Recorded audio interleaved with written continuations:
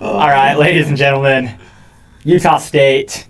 Boom! Let's go Aggies. Go Aggies. Big week ahead. Utah State basketball is firing on all cylinders Firing they are. as we walk into this beautiful day of January 9th, 2026. Don't know why I said I walked in because it's like 4 o'clock in the afternoon. We've been living this day for a minute now. 3:52. Okay, yeah, that day, yeah.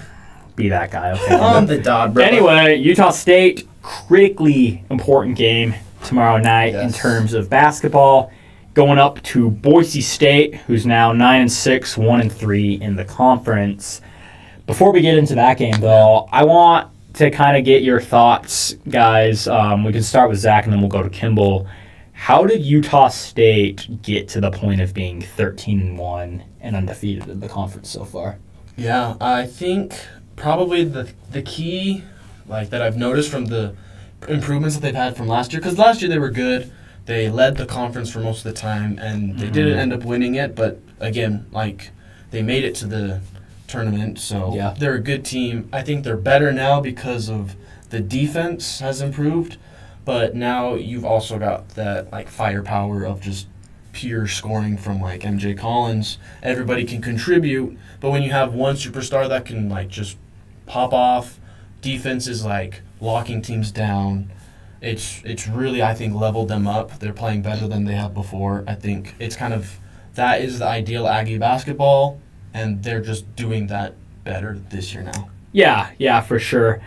And, I mean, to kind of bring up your point, to just add on to that, we're leading the conference in shooting this year. We're shooting over 50% from the field, which is absurd. It's really good.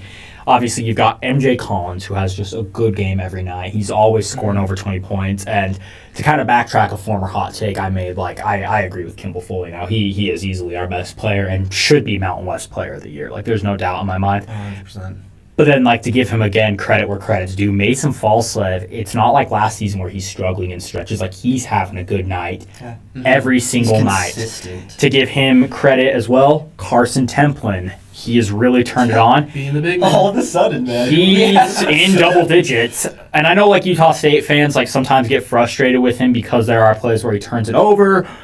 But, the 3-point thing is not, an issue anymore because he's hitting them now. And so, you got Carson Templin. Not that we want him to keep shooting them yet, but Carson, if you're watching this, man, if you feel confident shooting the rock, I trust you. And we can see it's gotten better, so, it's gotten a lot, he's hitting, 1-2 a game. It's pretty fire. And then, obviously, the freshmen are balling out. Adlin Elamine is looking like a future star. Elijah Perryman's looking like a future star. Dude, I'm a big, the more people I talk to, everyone's big Perryman fans. He's athletic, man. He's not the biggest guy on the court, not even close, right? No. But he's just athletic. He's quick. He gets around you, and he'll hit you with a layup. That's what Jared Calhoun has said in his press conferences every year. The thing he always brings up about, to start with Adlin Elamine, the thing he's always said is this kid has just so much upside, Yeah. He was a 4-star recruit. And so he's got upside. He's I think he will be probably of this current Utah State roster. If there is anyone who goes on to have the most successful pro career, I think it's going to be Elamine. And then Elijah Perryman, what Calhoun said about him the entire time, all season, is just this is a kid who just turned 18, right? He's a freshman. You think about us when we were 18, we were idiots. This kid, Calhoun's talked about Perryman. He's just he leans into the pressure. He's not afraid of the lights, right? Yeah. And so I think we might be looking at another Sam Merrill, Nemius Queta type duo in Logan if we can retain him, right? Which I think we can, honestly. I think we can. I think that'll come down to if we can retain Coach Calhoun. But I was watching a press conference of Calhoun. You may have seen it. It was hilarious. They were asking about different players, and he started talking about Adlin Elamine, and he's every time he's talking about his potential, how good he is, but just he doesn't have a lot of weight on him, so he's easy to get pushed around. So Coach Calhoun says every time he walks by him, he stops and goes, "What have you eaten today?" Yeah, so that's funny. So he's just making sure this kid's putting on Calhoun's muscle. That's pushing for some extra calories and extra pounds on this guy, because dude, you do that, and this guy is gonna. Hey, listen. He's lengthy. give that boy a Giannis like glow up. Oh, crazy. He put some muscle on. That'd He's gonna be like insane. he's gonna be insane. And so I mean, Adlin Elamine, if you're watching this perchance, hit us up, man. We'll take you out for a burger. We'll use the Gary Clark. We'll use that Gary. We'll use that Gary Clark discount at Morty's. But let's get into the Boise State game. So kind of coming into this game just to set the tone for the casual viewer. These teams are on two very different trajectories right now. Utah State's 13-1, 4-0. The world's kind of their oyster. Boise State, 9-6, 1-3 in conference. They've really struggled. They came back from a 20-point halftime deficit at San Diego State, took it into triple overtime and barely lost on some questionable. There was some stuff there. We don't have time to get into it. Exciting game. One of the greatest Mountain West basketball games I've ever watched. Crazy game. And then they came back a few nights later at home against Grand Canyon and just Got pooped the bed pretty much. And so Grand Canyon's good though. Like they're good, but like they're for not Mountain West basketball viewers. Like you may be like, oh, Grand Canyon, it's the small team from the small conference. Like this is if there's gonna be a surprise team to upset and win the conference, it's them. Yeah, they're the like sneaky it's not team Boise that no one State. expects. It's not like it's gonna be Grand Canyon. Yeah, like they're good. They're good. They won their conference last year, beating UVU. None of us enjoyed watching that. No, we didn't. But they're good. So watch out for them. But I mean, Utah State, Boise State. Utah State is in a really good spot. Boise State's really starting to mess around with they lose another game, they might have to win the conference to even be in the tournament. They could win the rest of their games, lose the conference, and they want to be in. Backs are And kind of against the wall at this point. I mean, what are your guys' general thoughts about this game? Rivalry game. And it's Boise State. We struggle against Boise State across all sports here, which sucks as a Utah State fan. But it's never easy to play Boise State. We are 4 spots out of the rankings right now here at Utah State. Almost there. And after an impressive win earlier in the week, we're setting ourselves up for a chance to finally peek our way in. But like you said, Boise they're up against the wall. They're desperate, so they are not going to let us get away with an easy win here. So I'm actually pretty nervous about this game just because we can never seem to finish the job on Boise State. Yeah. And I think regardless, it'll be close. I don't see us walking in and just blowing the doors off of them. No, probably not. Now, keep in mind, that's what we said about that Colorado State game, too. And That's true. I mean, I was just very wrong. That game, so killed them. And so, maybe this is just our year, you know? Yeah, I mean, what do you think, Zach?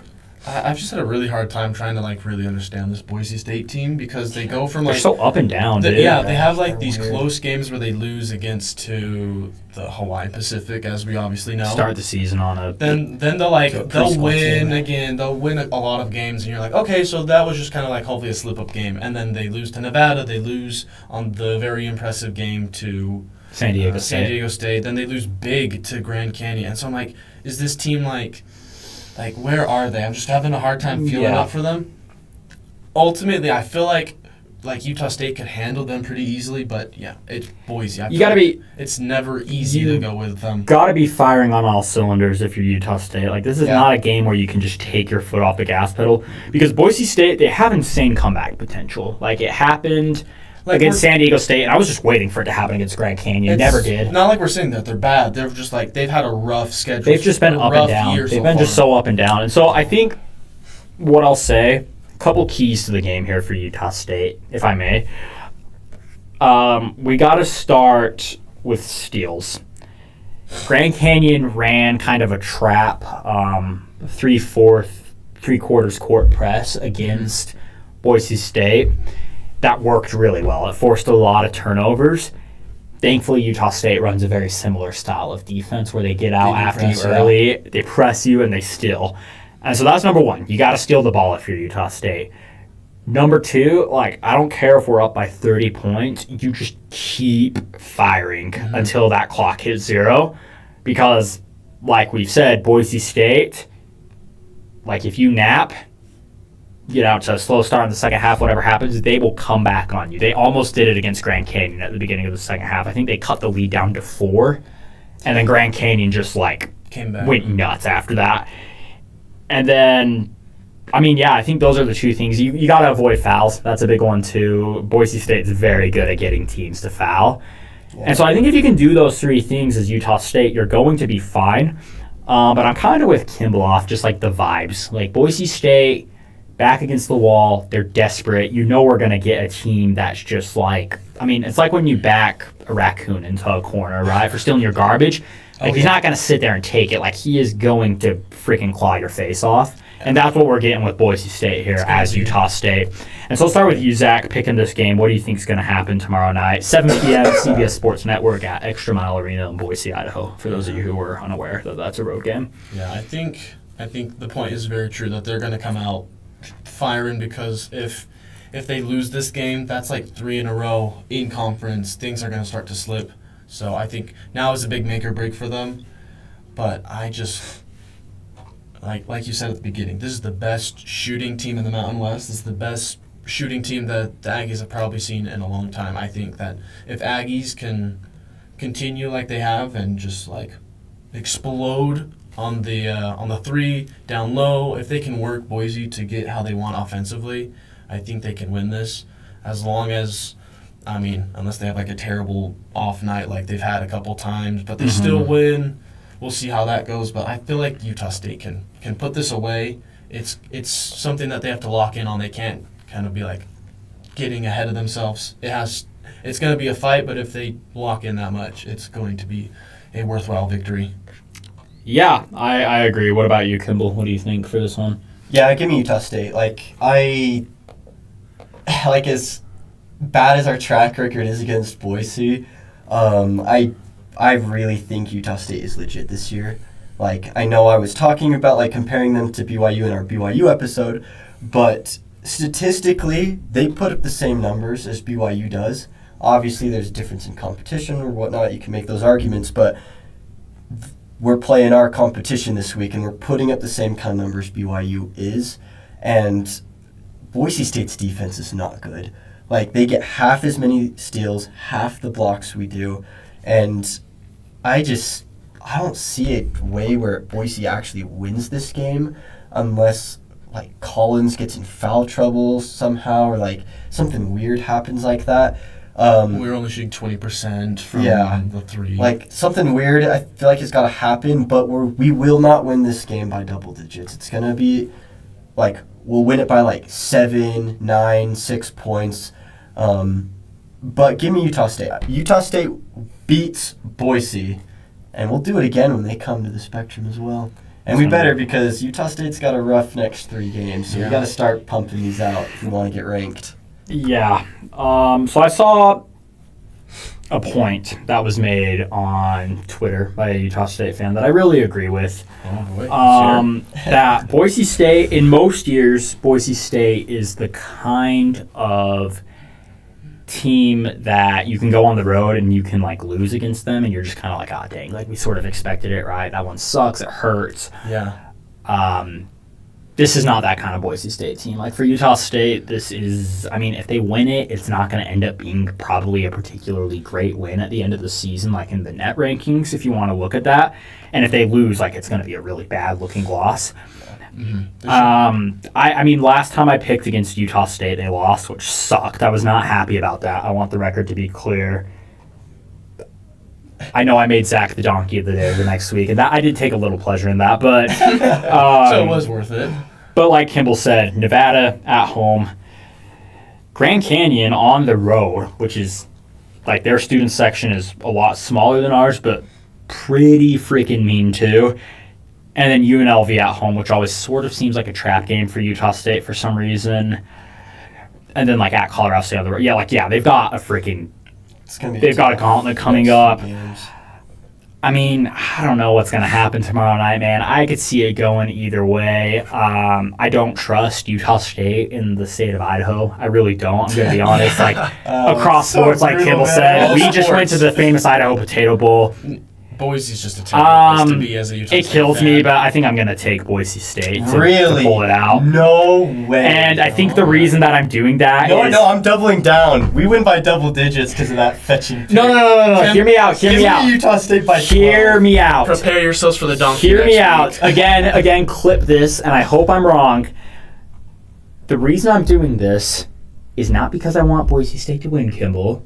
Don't come at me Little with that. fetch. He's setting his The expectations. reason low. I'm doing this is as a reverse psychology Unacceptable. thing. I'm doing it as reverse Unacceptable. psychology. No, Kimball, because I know that if the entire panel here picks Utah State, they're going to go out and lose by 15 points. You know that's what's going to happen. No, I know not what's going to this- happen. not We're this going to Utah fetch and State team. beat them in Boise by 12. That's what's going to happen. I think Boise State's going to win this game tomorrow night. I do. I think we're not going to get out of there.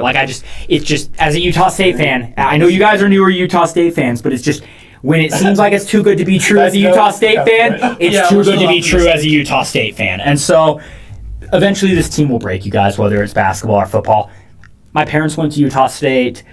I've been a Utah State fan my entire life. This team has had a lot of opportunities to break my spirit, and they've done it. Oh. In fact, let's go back to 2016. That was probably the year they did it. I've been broken for 10 years now. Since that moment, he's And gone. so it just seems too good to be true. Now, if we win tomorrow night, I will wear the donkey head next week. I will wear whatever you guys want me to wear next week. In the realm of being appropriate, obviously. But you can. this is a family show. And I forgot to mention it in our BYU can't. episode, but if BYU does lose to Utah, I'll wear the donkey head as well. You know what? Let's BYU take episode. this up. Let's take this up a notch, Donkey Kimball. heads all over. Let's take Alright. this up a notch. Zach, I think you're liking what I'm about to say. And I know this doesn't have anything to do with the Utah. If you haven't seen our BYU episode yet, go watch that one. It's a good one. Big game, BYU. Big game, Utah BYU this and week. Utah. Kimball, Yeah? if Utah wins tomorrow night by more than 5 points, you wear a Utah hat on next week's episode instead of a donkey head. No, What do you think about that, Zach? I Do you think we should make him wear a Utah I want to check hat? the spread because if you're calling that they're going to blow them out, if they don't cover the spread, If they don't cover the spread, if BYU doesn't cover the spread, will you wear a Utah hat? Do I have to wear it the whole episode? No. You don't have to. I won't make you wear it the whole episode, but during, I'm trying to remember how much did I Whatever. think we would win by? I think we're going by you said 20. I 20. picked a You big said- too. I'm pretty sure you said 20 plus also. I'm not seeing the spread here. I don't know if they've closed I'm yet. pulling up right now. Oh, that's right. No, I did. basketball. That's football. Wax. There we go. Let's see. The spread coming up for this game is I'm actually going to stupid the spread be. Because It you hasn't don't get closed respect yet. in basketball, so it'll probably be big. It hasn't closed yet. Not quite yet. It hasn't closed yet. We'll figure out the spread. But If- regardless, I mean, hey, if Utah beats BYU, I'll wear the donkey head or the Utah hat. No way. Okay, anyway, sorry, that's not about our episode. Anyway, let's get into a little bit of Utah State football news. 14 and a half is what it shows. So BYU's got to win by at least 15. If BYU covers, BYU covers Zach make Zach wear wears the the BYU BYU hat. hat. Are you willing to do that? Yeah, I can do that. Okay, bet. Sounds good. All right, we got a little bet going on here at Married to the Game. Not with money, of course, because we don't condone gambling. Anyway, Utah State, quick football news. Couple of hires, couple of transfer portal pickups this McCae week. Hillstead. McCae Hillstead is He's back. back where he belongs in the Cache Valley. Former Skyward quarterback. I went to high school with him. I went don't to know if high he knows school that. with him. Yeah, he transferred from his Wayne High School to my awesome high Yeah. school. High school with them. better opportunity. It was better opportunity. I don't. In realm of recruiting, yes. In realm of actually winning games. Nah, 5 not 6 much of a difference. But McCae Hillstead's back. And then former BYU offensive coordinator Robert Anai. Robert, I was surprised by that. I did not see He's that. Utah coming. State's offensive coordinator How now. old is he now? 67. Dang. That's Anyway. That's why I didn't expect to see him. But hey, McCae Hillstead will be battling another true freshman for the starting quarterback spot. So Caleb, Maryland. See will if he wins climb the this mountain one. this Yeah. time? His senior year. We'll see. We'll have to see. We'll have to see. Exciting news to keep up with. We'll keep you updated on that as the quarterback battle plays out. If you're a Utah State fan, hit the subscribe button. If you're married to the game or know anyone that wants to be married to the game, or Utah State, I mean, hey, I'm not going to judge your choices of who you decide to love. Yeah, click the subscribe button. Leave a comment about your favorite time Utah State let you down. We'll review it and we'll respond. Oh, I have many. We'll talk to you guys later. Peace.